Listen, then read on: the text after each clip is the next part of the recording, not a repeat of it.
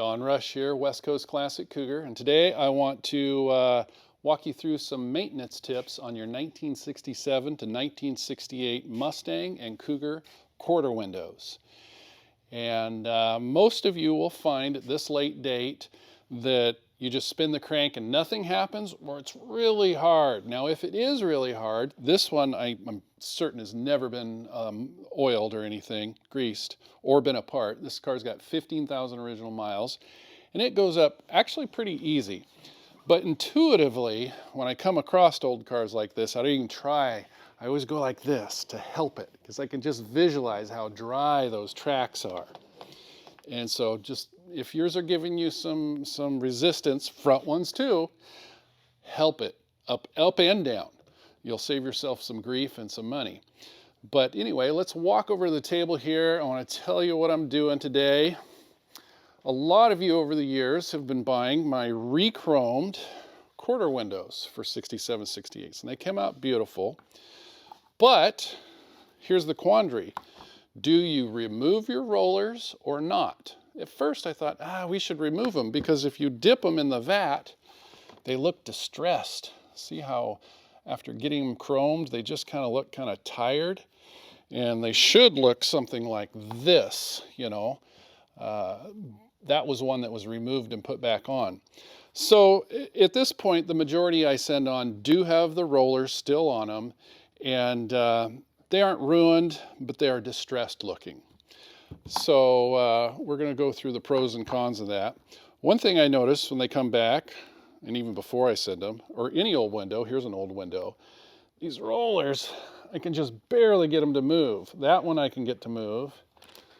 This one I can get to move. And I shouldn't really call them rollers. They're actually guides, and they don't have to roll to work.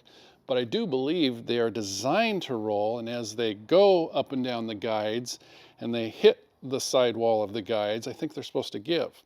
So one thing I learned, if you don't want to remove them, and removing them means drilling them out, if you don't want to remove them but you want them to turn better, one way you can do it is, let me find my electrical tape. You can put some electrical tape on them.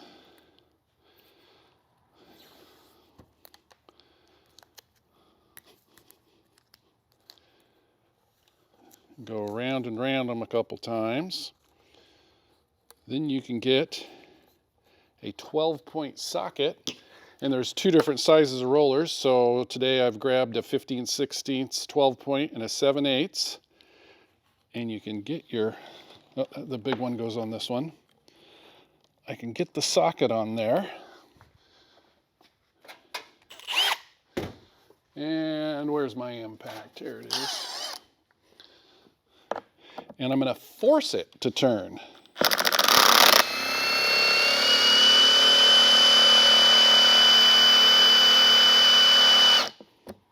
And what I've done, and it should even be warm.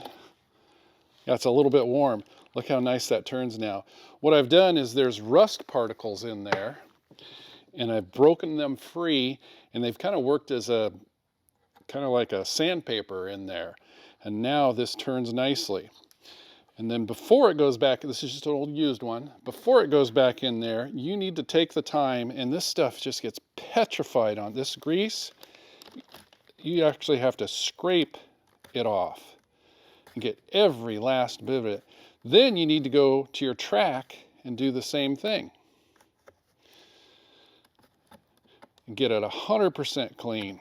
And again, this one rolls okay, but again, if I put some tape on it, throw a socket on it, it's going to turn nicely. See how nice that turns? So that's just a little tip I've learned over the years. Now, if you do decide to take your rollers off to service them, here we have a used roller. And this one, I should have showed it beforehand, but this was just completely covered in rust. And I grabbed onto it with the vice grips here after I drilled it off, and I put it on the wire wheel. I got it super clean, and when I put it back in the roller, I'm going to take a little bottle brush, clean out the inside of that, continue to clean all the debris out of the track in there, Anyway, I'm just going to get it just as clean as I can. Put a little grease on that, put it back in there. It's going to roll really nice. So, back to this. If you do decide to take these out to get them re-chromed, you got to put them back in. And what a lot of people think, oh, I'll just buy the brand new set. This is $18 on our website for this assembly. And as you can tell, that's never been peened over. Whereas if you look at the originals, they were peened over. The problem is you got to buy a $35 tool. And this has got to be heated up.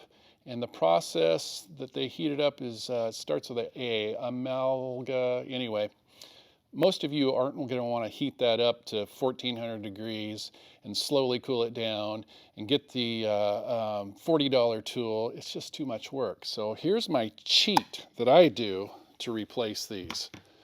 I go over to the drill press, and this is a new one. I want the used one. There it is. I go over to the drill press, and I just drill all the way through to the backside on this. And this is what it looks like. Yeah. And then I go through all the way through this side, and then I put a slot in there with my grinder. Therefore, I can put a screwdriver on this side, a screwdriver on this side, cinch it down, forget the peened over rivet system, and we're good to go. And I'll actually give you a little example because I got some tips to do it. So you've drilled it out of its, just a drill bit about the size of that rivet there. You're just going to knock that flange off. So let's go over to the drill press, and I'm going to put it in my vice grips.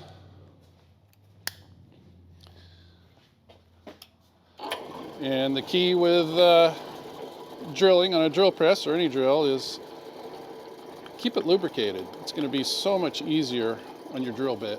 You don't want your drill bit to get hot. We're going to start out on this surface here because we need this to be flush. It can't be cattywampus or the drill bit will wander. We want to go straight through, and if it wanders a little bit, it won't be the end of the world.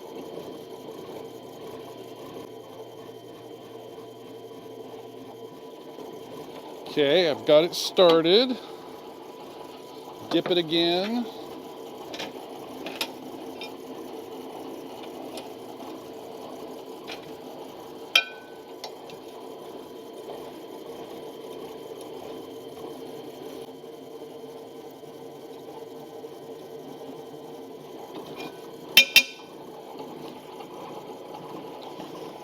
I just got some 30 weight oil there. You machinists are probably rolling your eyes right now. Okay. And I choose to go all the way through. Reason I choose to go all the way through, and I could set my drill bit to where I stopped, but I like to go all the way through because when I go to thread it, I can run my tap further in. And then sometimes I'll be running my tap in, and if I don't go all the way through, I'll bottom out at the bottom and break the tap.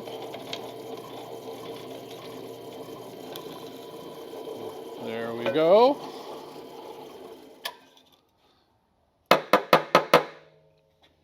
And it looks like I exited it in about the middle. So now I'm going to cool it off again. Oh, and you got to take this little flange off here. This has got to be square here. You can't have it like it's shown there off at an angle because the screw won't set down nicely on it. Just a little bit. That's all you got to do. Just knock that flange down. Okay, come on here. And it really doesn't matter if you do fine thread, coarse thread. Just get the corresponding drill bit and tap, and you're good to go. And as you probably know, once it starts to give you resistance, back it off a couple turns, then go back at it. Don't force it. Like I say, I like to Run this guy all the way through, right out the backside. Look at that.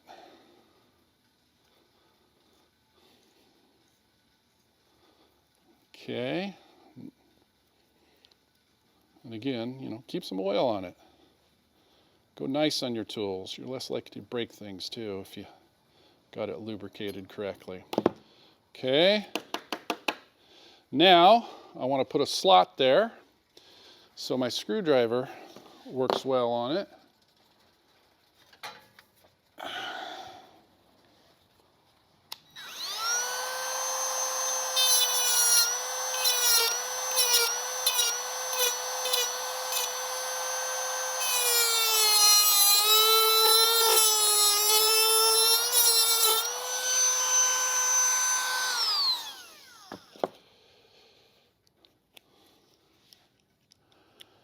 And we're ready to put, let's see, we'll do a green one. And they are a little different. Put this green guy on here. And the green one goes in the top position up here. That's right. Had to think about it a minute. I think that's right. No, it was over here. No. Yeah, it's two different sizes. Okay.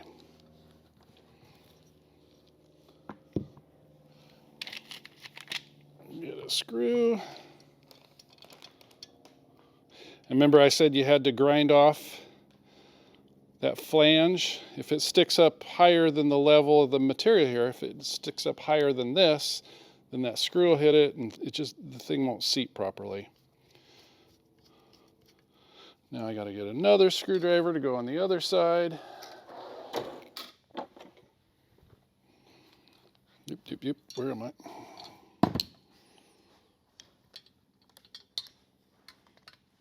Now you'll notice I have some flathead screws. It's just because I had these and I wanted to use them up. I'm sure there's better fasteners to do this with than what I'm doing here.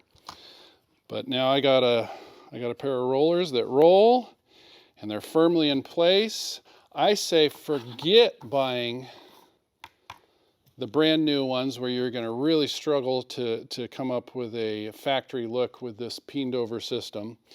And even if you break yours or lose them or whatever, I say buy our used ones. We got them on our website, search word quarter roller. We got tons of them here. And yeah, we ship them dirty, but they come with a rivet. You'll have to drill the rivet out. You'll have to tap the rivet, but it has all the pieces you need. And it's a fraction of the price of the new ones, you know, because we have these that are ruined, that aren't worth rechroming. So we go ahead and drill them out and resell them.